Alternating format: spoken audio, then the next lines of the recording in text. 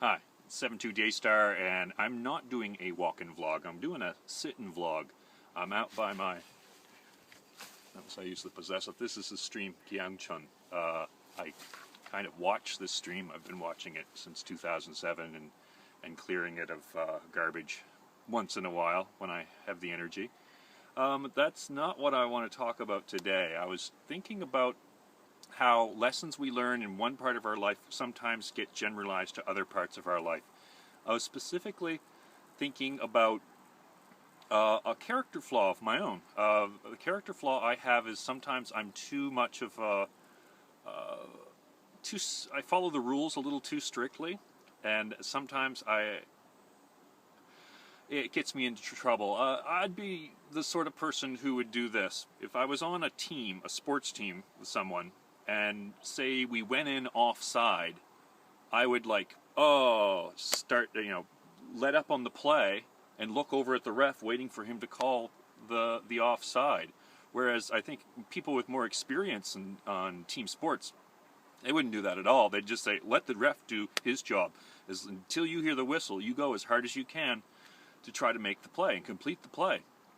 So I can kind of see the utility of that approach, but I think it can cause some trouble when it gets exported into other areas of life. So, for example, if we're trying to be objective in scholarship or in science, that sort of mentality can get you into trouble. So I kind of had an unfortunate encounter where I think that was the crux of the problem.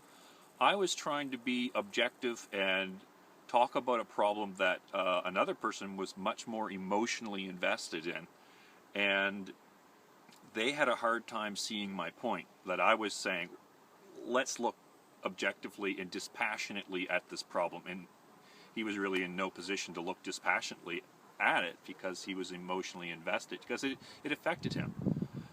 For myself, I'm talking about what's happening, was ongoing in the Gaza Strip, this really, really heavy-handed crackdown from the Israeli side, and I was actually trying to look at the Israeli perspective and how that actually may or may not serve their purposes. Now, I don't know enough about conflict studies to say anything dogmatic, but I felt I was within my rights to speculate based on what I do know.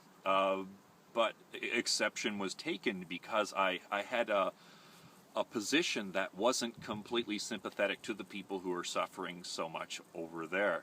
So I guess my question is it morally reprehensible when the shit's hitting the fan, when there's a moral crisis, to remain neutral? I think that's a Dante quote someone put up recently on Facebook.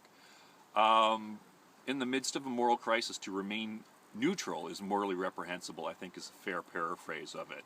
So during these sorts of moral crises, is that sort of dispassionate academic approach something that we should set aside? So that's been on my mind recently. Anyways, so that's thoughts for today. 72 Daystar, out.